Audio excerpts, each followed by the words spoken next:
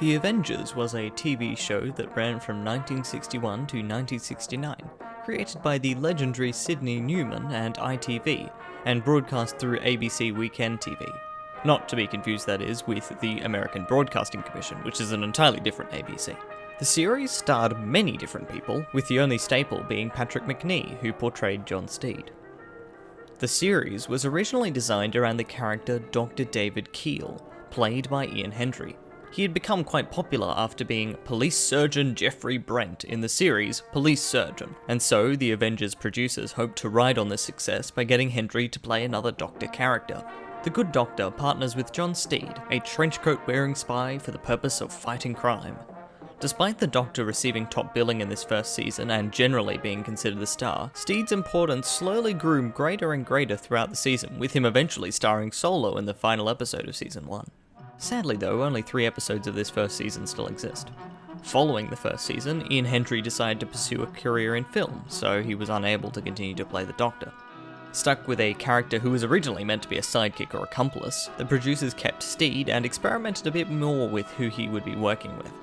This resulted in 3 new partners for Steed. First was Dr. Martin King, a character designed to basically recreate Ian Hendry's character, and thus serve as a sort of transition into the more Steed-focused series.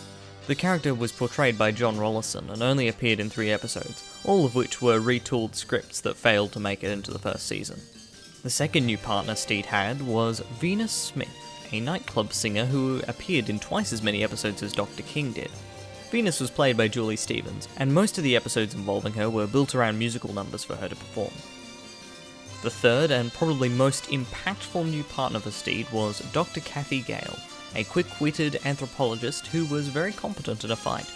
Mrs. Gale, as she was often called by Steed, was played by Honor Blackman, and became by far the most popular of the 3 partners, soon becoming a household name. Mrs. Gale's popularity proved so great, in fact, that Venus and Dr. King did not return for the 3rd season. Instead, the 3rd season entirely focused on the partnership between Steed and Gale. During the 2nd and mainly 3rd seasons, Steed himself began to change. In the 1st season, he had been a bit more of the typical trenchcoat-wearing spy, but he began to change, turning into the stereotypical English gentleman with 3-piece suit, bowler hat, and umbrella. It was shown later that Steed actually had a few nifty gadgets in these items of clothing, a sword in his umbrella and a steel plate hidden under the brim of his hat. This change to Steed created a very interesting dynamic in the series, an almost bridging of the years. Whereas Mrs. Gale and Steed's later companions would wear the latest fashions and be really the people of the 60s, Steed consistently was the classic English gentleman. At the end of the 3rd season, it was attempted to make a The Avengers film, but unfortunately this fell through as Honor Blackman left to play Pussy Galore in the Bond film Goldfinger. Meanwhile, the American Broadcasting Company had paid the then mind-blowing sum of $2 million for the first 26 episodes of the show, making The Avengers one of the first British series to be aired on primetime US television. Unfortunately, this was a bit of a problem for the producers, as they had just sold their show to the crucial US market, but were now without a character to play opposite Steed again. So, they spent much time auditioning over 60 actresses to play the new character, Mrs. Peel. At first, Elizabeth Shepard was picked for the role, but after shooting 1.5 episodes of her, the producers decided that her on-screen personality was really nothing in comparison to Mrs. Gale's. Following even more auditions, it was suggested that they consider the near-completely unknown actress Diana Rigg. A short screen test then showed that she had amazing chemistry with Macnee, and she was picked for the role. The Mrs. Peel episodes differ a fair amount from those with Mrs. Gale, taking a much more light-hearted approach with Steed and Peel's friendly banter.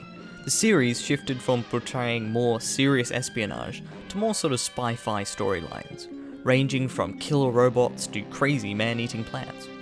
There were unfortunately some problems relating to Diana Rigg. By the end of her first season, she threatened to leave, as it turned out she was being paid less than her cameraman.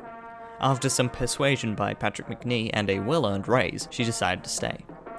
The next season began to be shot in colour, thanks to the overall success of The Avengers in the US market.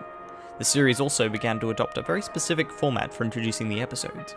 Mrs. Peel would be going about her usual day, then Steed would arrive and tell her, "Mrs. Peel, we're needed," followed by some other humorous scene before the audience were introduced to the details of the mission. But this was dropped after the first 16 episodes, as there was a break in production for financial reasons. To be honest, I'm not a fan of these first 16 episodes. There isn't quite the charm of the previous season, and there are multiple instances of breaking the fourth wall which can become a little bit irksome. However, the 8 episodes that follow this break certainly return to the classic feeling of the season that preceded it. The series then also took some interest in popular American TV shows at the time and spoofed them. Some of these include The Girl from Auntie and Mission Highly Improbable. After this season, however, Diana Rigg too left to pursue a career in film and starred as James Bond's wife in On Her Majesty's Secret Service. So, once again, the producers were at an impasse. They had a highly successful show, but no secondary lead. In addition to this, the idea was to shift to a more serious tone once again. So, the producers brought back John Bryce from the Kathy Gale era to replace Brian Clemens and Albert Fennell. So, it was up to John Bryce to select the replacement for Mrs. Peel. Faced with such a big decision, he signed on his then girlfriend Linda Thorson in her first acting role, giving her the name Tara King.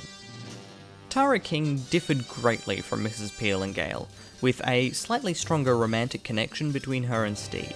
And she was also introduced as the first character, besides Steed, who works for Steed's unnamed organisation. Tara was a new and inexperienced agent, which can be the source of some irritation through this season, as sometimes she's not nearly as capable as the female co-stars who preceded her. Interestingly, Bryce wanted Tara King to have blonde hair, so they bleached it. But it apparently damaged her hair really badly, so she wore a wig for the first third of her episodes before her natural brown hair grew back. Because of financial problems and internal difficulties, Bryce was only able to make 3 episodes before having to screen them for the studio executives. When they saw the episodes, the executives weren't very happy, so they brought back Clemens and Fennell again.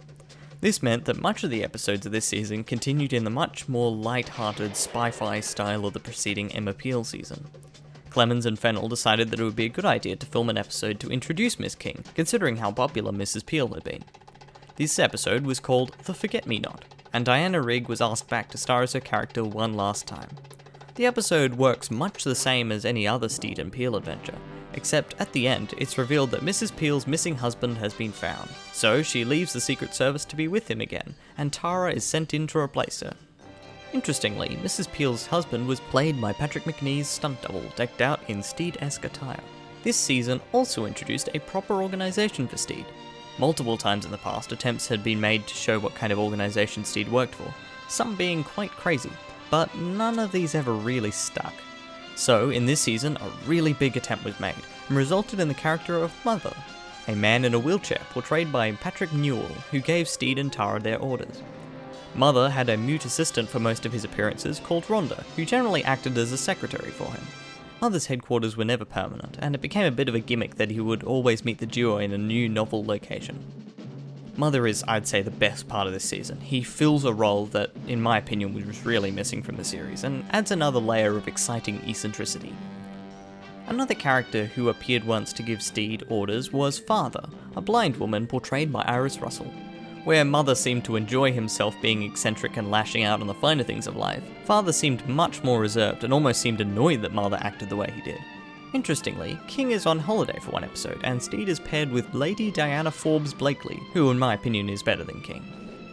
Episodes of this 6th season were generally even more insane than those of prior seasons. For instance, one episode involves a scientist who has developed instant plastic surgery and tries to make a duplicate Steed. Or another episode where Steed is knocked out and then when he wakes up, finds England under martial law and the threat of an atom bomb. This season even parodies The Prisoner, a show that I'm totally going to cover at one point in the episode Wish You Were Here. Unfortunately, this ended up being the final season of The Avengers. Despite still being pretty popular in Europe, the American Broadcasting Company decided to air it at the same time as Rowan and Martin's Laugh-In, and unfortunately Steed and King just could not compete. Without the crucial US market, the series was unable to continue production, and ended in May 1969. Ironically, for the year the show finished filming, the final episode features Steed and King accidentally launching themselves into space aboard a rocket, with Mother breaking the fourth wall to end the episode. The series involved a lot of very cool cars from about the 4th season onwards. Fitting with the idea of Steed being the classic English gentleman, he drove multiple Bentleys, including a blower Bentley and Bentley Speed 6. In the final season, he drives another couple of very cool cars, a Rolls-Royce Silver Ghost and a Rolls-Royce New Phantom. As befitting her character, Mrs. Peel drove then near brand new 1964 and 1966 Lotus Elan convertibles in white and powder blue. Tara King continued the Lotus theme by driving a Lotus Europa, and also occasionally drove an AC-428.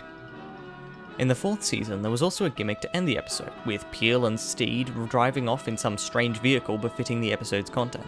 These included a car that converted into a boat, a carriage, and even a carpet on the back of a lorry. The music of the show was scored by John Dankworth, who created a really great Avengers motif that's instantly recognisable.